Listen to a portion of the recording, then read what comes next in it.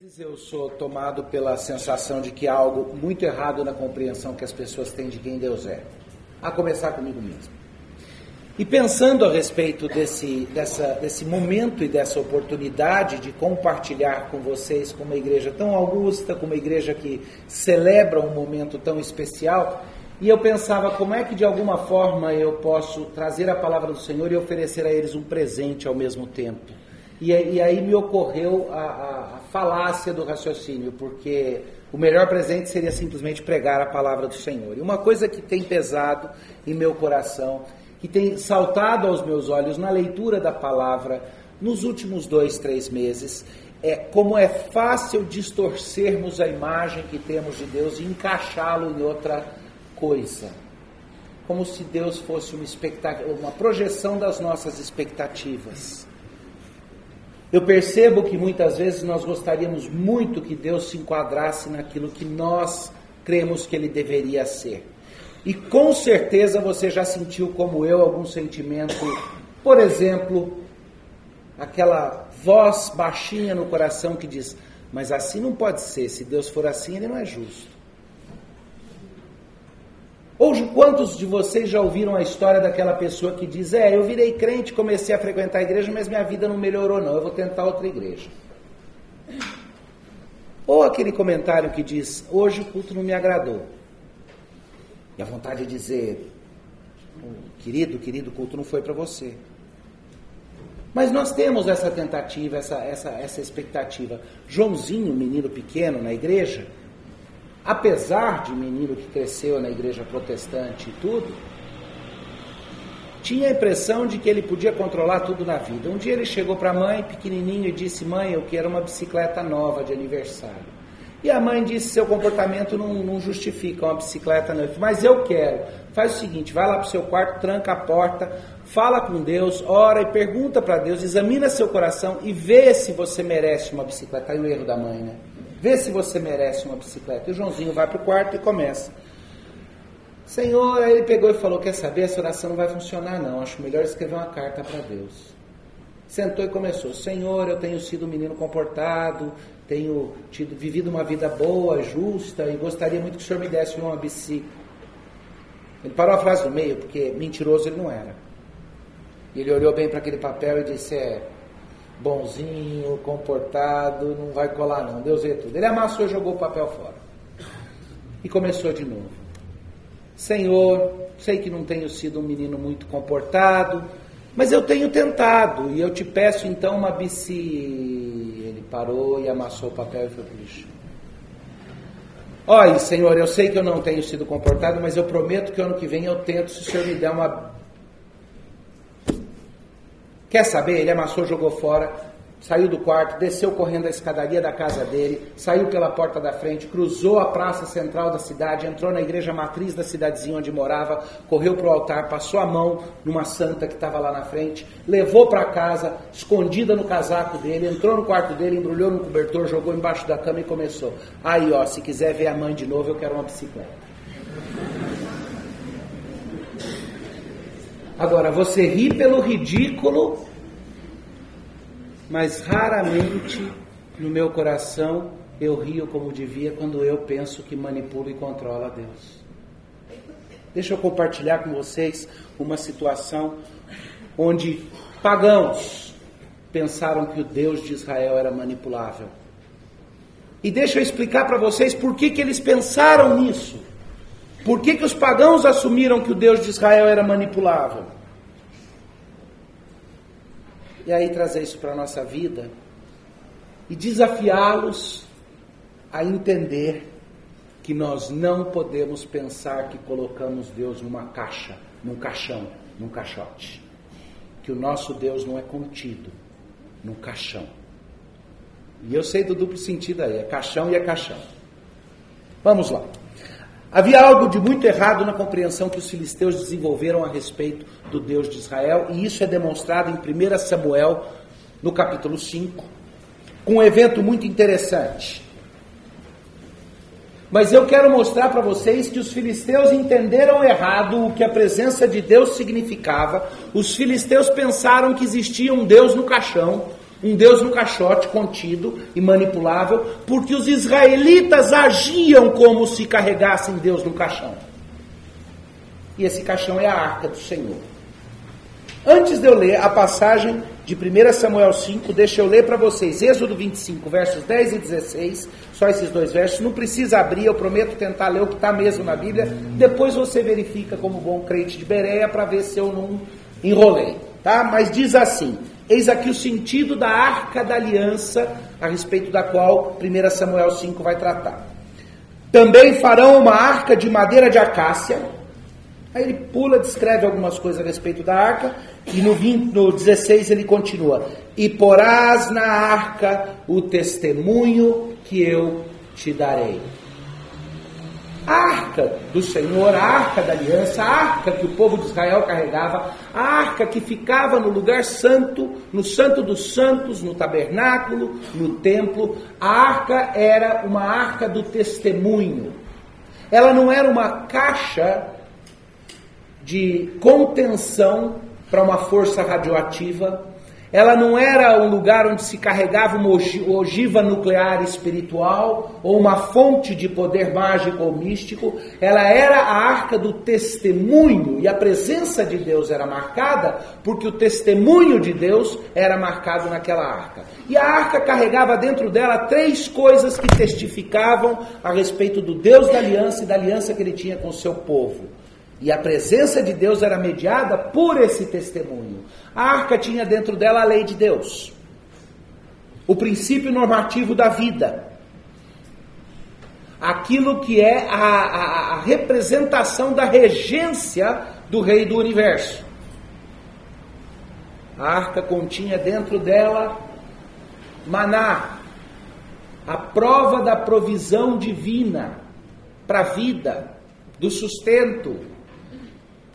E a arca continha dentro dela a vara, a prova do sacerdócio e a vara que floresceu, a prova do sacerdócio, o testemunho do cuidado de Deus com o seu povo, do sacerdócio. É interessante que isso se relaciona com os ofícios de Cristo, não sei se vocês perceberam. Profeta, sacerdote e rei, é o que Jesus Cristo era. A arca da aliança continha ali o testemunho da governança divina, continha ali o testemunho da providência divina e continha ali o testemunho do cuidado divino. E aquela arca era levada pelo povo e ela devia sempre ser respeitada, porque ela era um símbolo visível de uma graça invisível e de uma presença invisível. A arca ficava num lugar santo. Deus proibia que pessoas que não tinham o direito manuseassem aquela arca. De novo, não porque a arca era potentosa, mas porque o Deus por trás da arca era poderoso. E ela ficava num lugar onde, de tempo em tempo, um sumo sacerdote entrava com uma bacia de sangue, despejava sangue por cima daquela arca, e Deus demonstrava sua presença ao povo, dizendo que se agradou do sacrifício, enchendo com sua glória o lugar onde a arca ficava, numa manifestação visível que era percebida por todos que ficavam fora da tenda. Esse processo era interessante. Nessa arca você tinha 2 esculturas de anjos. Algumas pessoas, quando tentam reproduzir a imagem, põem os 2 anjos olhando para dentro. Eu tenho comigo que provavelmente um dos anjos olhava para dentro, que faz sentido, vendo as tábuas da lei lá dentro. Mas eu imagino o outro anjo olhando para a porta, para o sacerdote que entra. Um anjo olha para a lei e o outro olha para o sacerdote. Ou cada um dos anjos tem um olho para a lei e um outro para o sacerdote. Eu estou imaginando aqui, mas vocês estão entendendo o ponto. Porque de certa forma aquela arca representava a lei que julgaria qualquer um que entrasse. Mas quando o sacerdote entrava com o sangue do cordeiro e despejava aquele sangue por sobre a arca, o anjo do Senhor, o anjo julgador de Deus, olharia para a lei e veria o sangue de um cordeiro. Olharia para aquele que entrava e veria o sangue de um cordeiro. Agora deixa eu contar para vocês o que acontece aqui em 1 Samuel, no capítulo 5. Me acompanha na leitura, verso 1. Os filisteus tomaram a arca de Deus e a levaram de Ebenezer a Asdod. Tomaram os filisteus a arca de Deus e a meteram na casa de Dagom, junto a este. Levantando-se, porém, de madrugada, os de Asdod, no dia seguinte, eis que estava caído Dagom, com o rosto em terra diante da arca do Senhor. Tomaram-no e tornaram a pô-lo em seu lugar. Levantando-se de madrugada no dia seguinte, pela manhã, eis que Dagom jazia caído de bruços diante da arca do Senhor. A cabeça de Dagom e suas 2 mãos estavam cortadas sobre o limiar. Dele ficara apenas o tronco.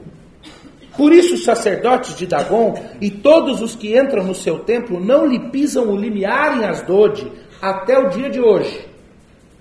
Porém, a mão do Senhor castigou duramente os de Asdod e os assolou e os feriu de tumores, tanto em Asdod como no seu território. Vendo os homens de Asdod que assim era, disseram: não fique conosco a arca de Deus, do Deus de Israel, pois a sua mão é dura sobre nós e sobre Dagom, nosso Deus. Pelo que enviaram mensageiros e congregaram a si todos os príncipes dos filisteus e disseram: que faremos da arca do Deus de Israel? Responderam: seja levada a arca do Deus de Israel até Gate, e depois de cidade em cidade, desculpa o comentário, não aprende, né? Agora vão levar a arca de cidade em cidade para trazer a punição de Deus. E levaram até Gade. Depois de a terem levado, a mão do Senhor foi contra aquela cidade, com muito grande terror, pois feriu os homens daquela cidade, desde o pequeno até o grande, e lhe nasceram tumores.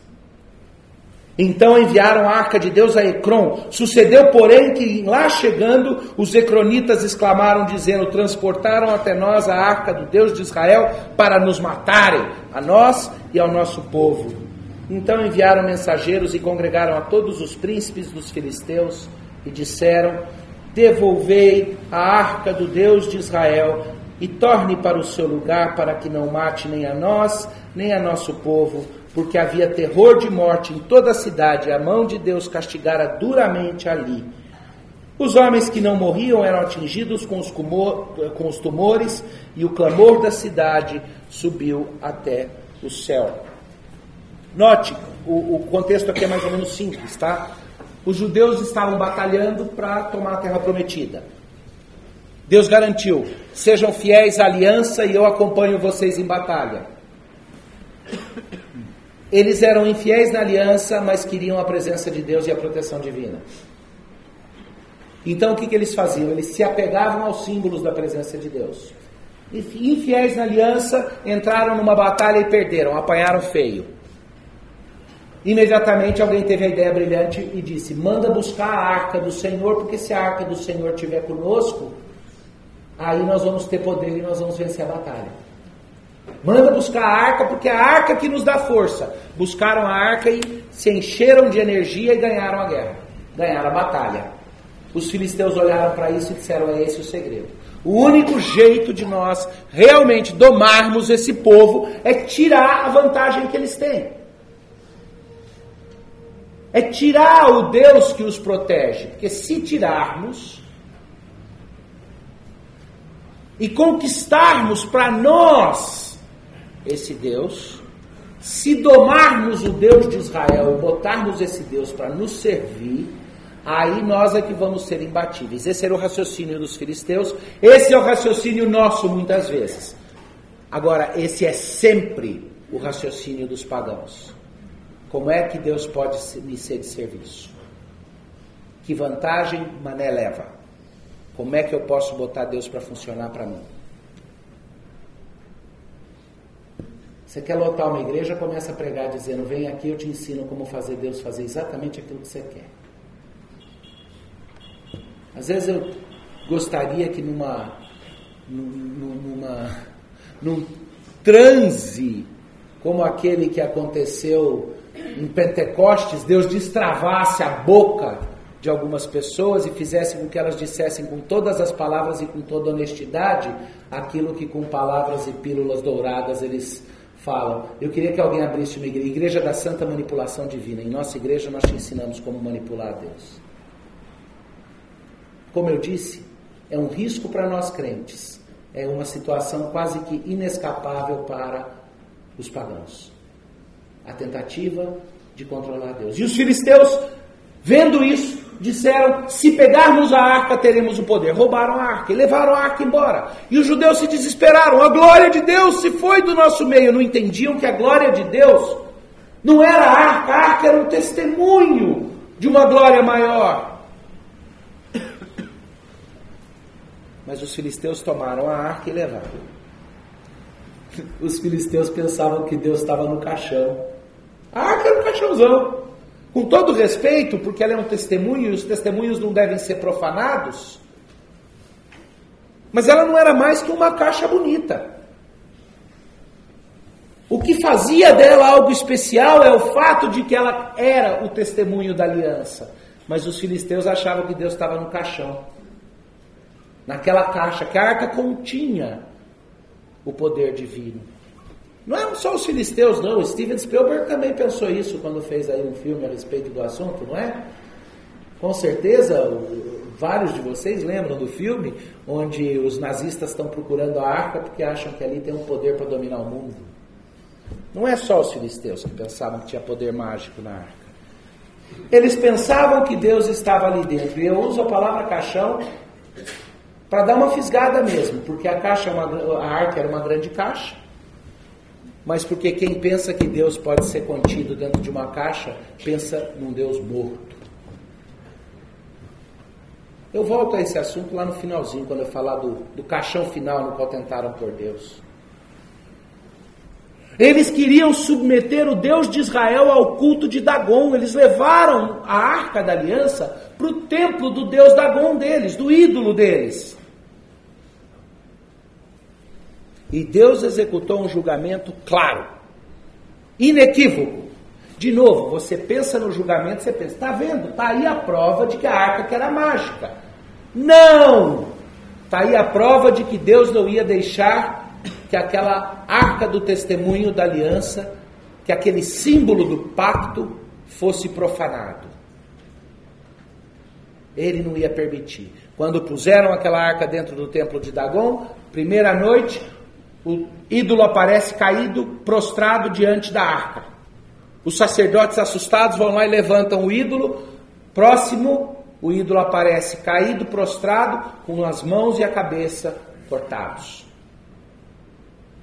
E Deus está dizendo, eu não entro em disputa com outros deuses. Eu sou o Senhor dos senhores e qualquer outro Deus vai se curvar. Com os deuses pagãos, Deus lida. Nós não precisamos sair por aí arrebentando falsos deuses, como Dom Quixote, que lutava contra as suas paixões, ou como o cachorro velho que fica latindo para as sombras. Com os ídolos, Deus garante e vindica a sua própria autoridade. Mas o interessante é que Deus não deixa de executar julgamento com aquele povo. E ele mostra que não é a arca, que é o Deus da aliança, e não o símbolo da aliança. Porque ele começa a trazer tumores àquele povo, ele começa a trazer doença, e ele diz, vocês pensam que me controlam? O que vocês trouxeram é julgamento por meio de vocês. E é interessante isso, se vocês pararem para pensar, a aliança do Senhor traz sempre bênção e julgamento. A aliança do Senhor sempre traz isso. A Santa Ceia, o apóstolo Paulo fala, que ela traz para a igreja o quê? Alimento para quem discerne o corpo, alimento espiritual real, e julgamento para quem não discerne o corpo, para quem quebra a aliança. Do mesmo jeito, trazer o testemunho da aliança de Deus por meio daquele povo pagão, trouxe para eles julgamento. Porque aliança é quando Deus diz para o seu povo, eu serei teu Deus e vocês serão meu povo. E isso traz julgamento para aquele que diz, eu, povo de Deus? Não, você que vai ser meu Deus domesticado. E Deus trouxe esse julgamento. Você consegue perceber que quase todo mundo que abre a boca com honestidade a respeito da inimizade que tem com Deus, as pessoas que admitem que não estão de bem com Deus, com o Deus de Abraão, Isaac, Jacó, o Deus do nosso Senhor Jesus Cristo, aqueles que rejeitam o Evangelho, vocês já notaram que mesmo sendo inimigos de Deus, eles sempre gostariam de conseguir submeter a Deus, imaginá-lo domesticado, contê-lo nas caixinhas que eles fazem, quer sejam caixinhas mentais, ideológicas, ideias e filosofias para tentar conter Deus.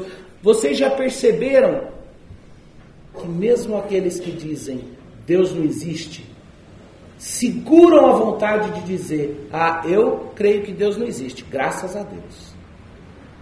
Seguram aquela coceira porque eles queriam conter, controlar, domesticar. Eles gostariam de poder imaginar um Deus que é circunscrito, um Deus que é contido em uma caixa feita por mãos humanas. Esse é o princípio da idolatria. Os filisteus pensaram que se roubassem a arca, controlariam o poder do Deus de Israel. Eles estavam enganados porque eles pensavam que Deus estava no caixão. Mas não era à toa. Eles pensavam assim porque os judeus tinham agido como se Deus estivesse no caixão. Porque o testemunho de vida daqueles judeus, infelizmente, sugeria para os filisteus e para os outros povos que eles possuíam Deus numa caixa. Porque eles desrespeitavam a aliança, mas se achavam protegidos pela arca da aliança. Quando Deus disciplinava com uma derrota, o que eles diziam? Vamos buscar a arca para trazer a proteção de volta. Eles achavam que a arca do testemunho era um amuleto no meio deles. Você consegue perceber jeitos como nós fazemos isso daí? Quer ver? Vou dar um exemplo bem simples. Algum de vocês já ouviu ou consegue imaginar alguém que vira e fala, olha pastor, eu vou ser bem sincero, não vou mentir para o senhor porque aqui nós estamos dentro da igreja. Ah, tá. Então aqui é um amuleto, aqui é um lugar especial, um amuleto mágico. Então lá fora eu posso mentir, aqui dentro eu não posso, porque vai que Deus manda um raio. Isso é exatamente essa atitude.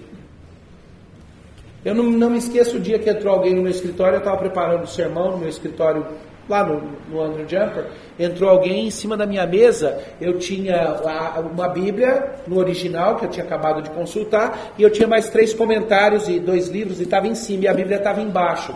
E a pessoa é uma pessoa amiga minha, querida, uma pessoa educada, conhecedora da escritura, da teologia e tudo, uma pessoa... Mas ela entrou, olhou assim e falou, isso me incomoda demais, tirou a Bíblia de baixo e botou em cima dos outros livros. A Bíblia não é um amuleto. Ela é o testemunho da palavra do Senhor. Eu não piso nela porque eu não desrespeito esse símbolo daqui. Eu não desrespeito... Essa não é a Bíblia. Essa é. Eu não piso em cima dela, nem para fazer ponto, porque eu tenho de ter respeito, porque ela é uma tradução para o português da palavra do Senhor. Ela é inspirada, ela é inerrante. Mas é a palavra de Deus aqui que é incrível. E se nós estivermos perdidos, eu e mais um de vocês, numa noite gelada no meio do mato, e soubermos que nós vamos ser resgatados e não tiver mais nada para dar calor e for para salvar a sua vida, eu queimo as páginas, com tristeza, mas ali eu tenho a palavra do Senhor contida num livro. Ela não é um amuleto. Os judeus agiam como se os símbolos da presença de Deus no meio deles fossem objetos potentosos que continham a Deus. E eles ignoravam a presença de Deus no meio deles, no pacto e na aliança. Infelizmente, a atitude era exatamente a de quem tem Deus num caixão, sob seu controle. Deus é uma força poderosa que a gente aciona na hora que precisa. E quantas vezes na minha vida eu confundo os símbolos, os sinais ou os instrumentos da presença de Deus na minha vida como se fosse a própria presença. E eu acabo sendo insensível a Deus, a palavra dele, a aplicação que o Espírito Santo faz da palavra no meu coração, porque eu me apego aos instrumentos, meios e símbolos da presença dele e acho que esses instrumentos, meios e símbolos contêm a Deus. Eu amo a teologia, a minha vida é dedicada à educação teológica, mas eu reconheço que para nós, especialmente reformados, muitas vezes Até em nossa teologia nós criamos um caixote onde gostaríamos de conter a Deus. Em vez de entender que a nossa teologia é uma tentativa de ver o que Deus revelou a respeito dele, sistematizar e organizar para que eu possa usar como base para mais profundidade na palavra, eu pego e acho que quando eu conseguir chegar a um conceito, eu captei a Deus. O interessante é que Deus não pode ser contido, domesticado ou controlado. Lembra que eu disse que os filisteus pensavam que Deus estava no caixão, mas o problema é que os judeus agiam como se Deus estivesse no caixão? Pois eu vou dizer uma coisa, é extremamente perigoso agir como se Deus estivesse no caixão. Não vou nem pensar que ele está como os filisteus, agir como se ele estivesse. Porque Deus não tolera outros deuses e nem na nossa vida, como crentes. E o pecado de Israel constantemente era o pecado da idolatria. Porque quando eles pensavam que Deus era controlado por eles, de repente surgia a tentação de outros deuses mais efetivos. Essa história de controlar os deuses e de idolatria, ela é muito comum para todos nós. Tá? As senhoras moças aqui, assim, por senhoras moças, eu estou aprendendo, a idade vem chegando, a gente vai aprendendo. Eu estou aprendendo que senhoras moças são aquelas entre 40 e 55. Tá? As senhoras moças de 40 a 55 anos sabem muito bem um exemplo disso daí. Quando uma moça está passando a idade, ela gostaria de casar, para quem que ela pede se ela for romana? Ela pede para Santo Antônio que arrume um esposo. E ela faz as preces para isso. Ela põe uma estátua de Santo Antônio em casa, no altar, põe um copinho com água na frente com uma vela, e ela fica ali fazendo a prece. Se ele não atender depois de um tempo, o que é que ela faz com a estátua do Santinho Antônio? Todo mundo aí põe de ponta cabeça dentro do copo d'água que é para disciplinar, porque ele não atendeu a prece. É esse tipo de idolatria que Deus não tolera. E Ele não tolera esse tipo de idolatria na nossa vida, porque nós somos o povo da aliança. E porque Ele nos deu símbolos claros da lei, da presença e do cuidado dele conosco. Do suprimento, da presença, da lei. E nós não temos mais uma arca. Ela foi levada, não sabemos nem onde está, mas temos a presença de Deus no nosso meio como povo, e muitas vezes nós nos apegamos aos símbolos dessa presença e esquecemos o que é que significa. Mas tem uma diferença e eu quero que você pense nisso, porque eu prometo que isso vai ser gozo e alegria para vocês. Os filisteus experimentaram a vingança divina, o julgamento divino. Porque Deus é intolerante com a idolatria. Mas os judeus não experimentaram vingança divina. Porque Deus não vinga. Porque quem está dentro do pacto tem a sua justiça garantida de outra forma. A justiça de quem está no pacto não é garantida pelos seus atos, é garantida por aquele que estabeleceu o pacto. Porque o Deus da aliança, que fez aliança com o seu povo, ele disse, eu disciplino a quem amo. Existe uma diferença entre castigo divino e disciplina divina. E essa passagem aqui exemplifica isso. Porque o castigo divino é quando Deus vindica a sua própria honra, julgando, exercendo o seu julgamento contra aqueles que se levantam contra ele. Contra a altivez que se levanta contra o conhecimento de Deus, contra os ídolos falsos. E esses ele corta a mesma mão e corta a cabeça. E traz pústulas cancerígenas. Mas com o povo dele, com o povo de Israel, ele não fez a mesma coisa. Ele disciplinou. Às vezes a disciplina do Senhor é pesada e ela parece que é um castigo. Ela parece que ela é vingança de Deus. Mas o Deus a quem você serve não é um Deus que você tem que falar, cuidado que Deus ouve e te castiga.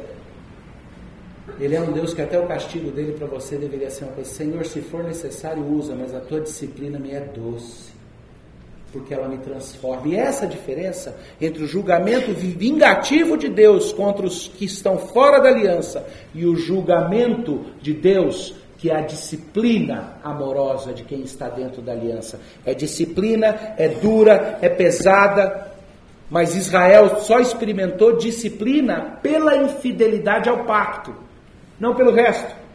Eles experimentavam a disciplina porque foram infiéis ao pacto. E você só vai experimentar individualmente, nós como igreja, a disciplina do Senhor por causa da nossa infidelidade ao pacto.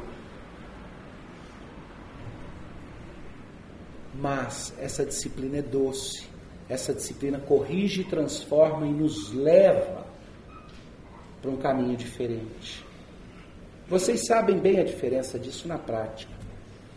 Qualquer um de vocês aqui que, como eu, é pai, sabe a diferença de quando a gente dá um tapa no bumbum do filho. Não pode nem falar isso mais hoje em dia, né? Correndo risco de, eu não sei se já ou se não, mas correndo risco de isso virar ilegal, ainda não, né? Posso falar. Então a gente dá o tapa no traseiro do filho. Vocês sabem a diferença de quando você dá esse tapa no traseiro do filho como expressão de ira, porque você se sentiu ultrajado e você está se vingando. Porque o filho falou uma coisa que você não gostou, porque ele te envergonhou na frente de alguém, você vai lá e dá aquele tapa, e aquele tapa pode ser um pouco mais contido, mas ele é o equivalente do murro na cara de quem te desrespeitou. Você está se impondo e se vingando.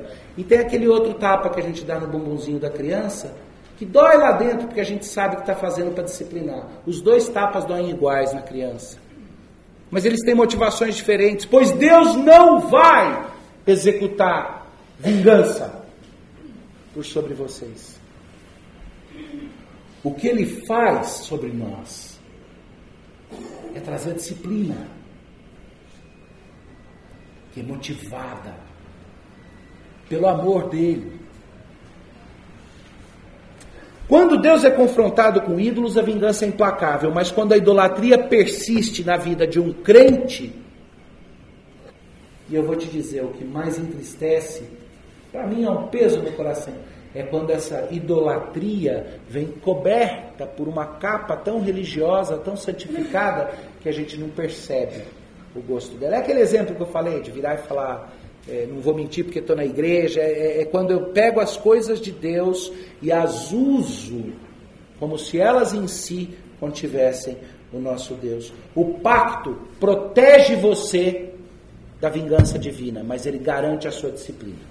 Ame essa disciplina, porque isso significa que você está no pacto. Agora eu vou dizer, ridiculamente é tão comum nós agirmos como se Deus de fato pudesse ser contido em objetos criados por nós mesmos, mas Deus não pode ser domesticado. A disciplina dele visa exatamente nos afastar da idolatria, porque no final das contas, o propósito dele é ser o nosso Deus e termos como povo.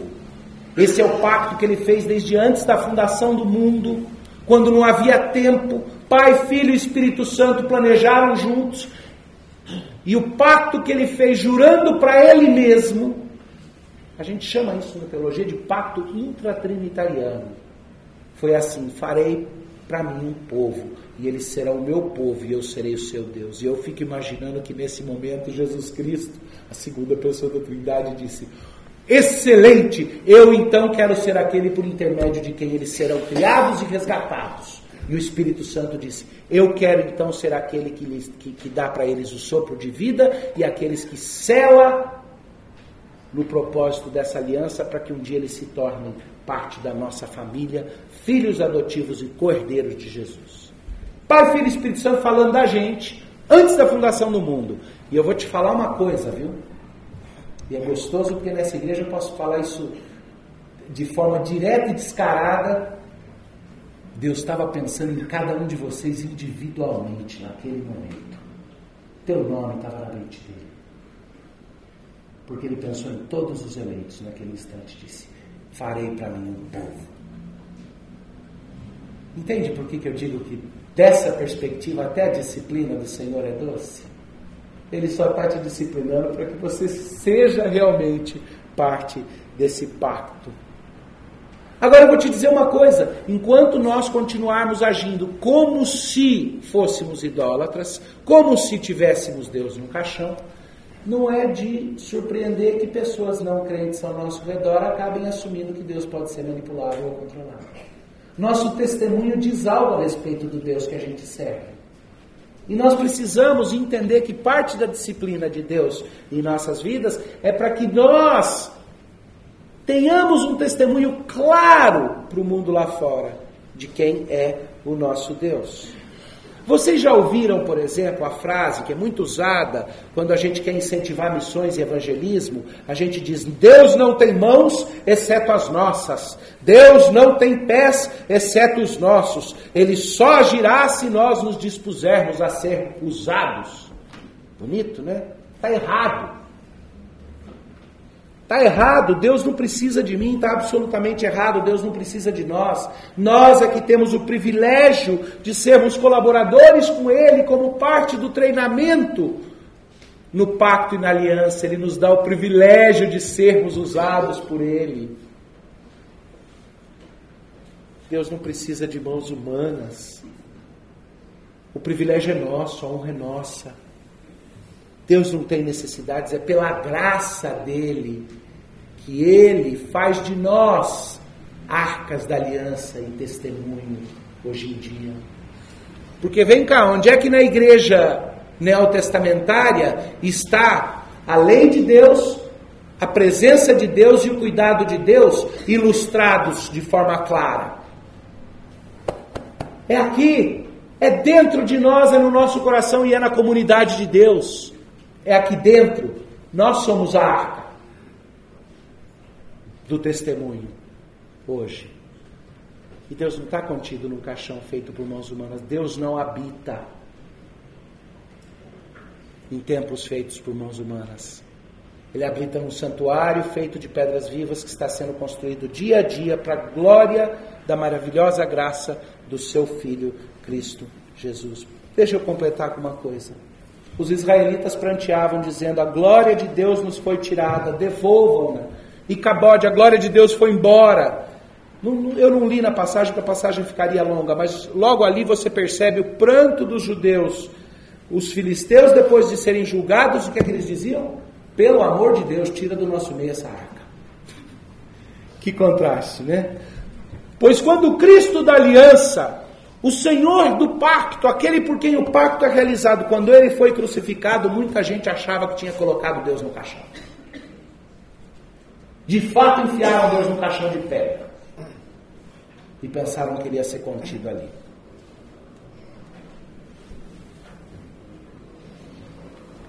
Selaram o caixão de pedra no qual colocaram o nosso Senhor, para que realmente ele fosse contido. Mas o Deus de Israel, nosso Deus do pacto, fez cair por terra o usurpador, pisou a cabeça do usurpador, arrebentou aquela caixa e saiu cheio de glória de lá de dentro e disse: o meu pacto não permite que eu seja contido. Ele reina sobre nós hoje, ele continua nos disciplinando, ele continua no propósito de cumprir o pacto. E como Israel, nós, a igreja que continua sendo a igreja e objeto do pacto de Deus, vamos continuar sendo disciplinados. Ele nos disciplina de várias formas, mas a mais importante deles é pela palavra.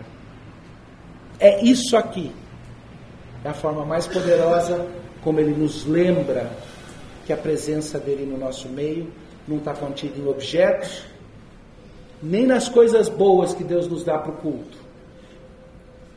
100 anos da primeira igreja presbiteriana de Belo Horizonte é algo muito importante, se for um testemunho para a graça e para a glória de Deus.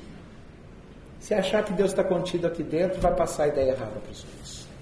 E Deus vai disciplinar. Mas como povo da aliança, isso não é o nosso entendimento. Nosso entendimento é que essa igreja é um testemunho na anunciação da lei de Deus, no cuidado para com os filhos de Deus e na provisão da palavra, do alimento. A vida de vocês é esse testemunho. Que Deus continue nos disciplinando amorosamente, nos lembrando sempre. E que haja em nós, queridos, e aí eu faço como prece, que haja em mim sempre a disposição de olhar para as vezes nas quais Deus me lembra que Ele não pode ser contido nem manipulado, com doçura, como oportunidades doces, agradáveis, para que a glória dele seja manifesta.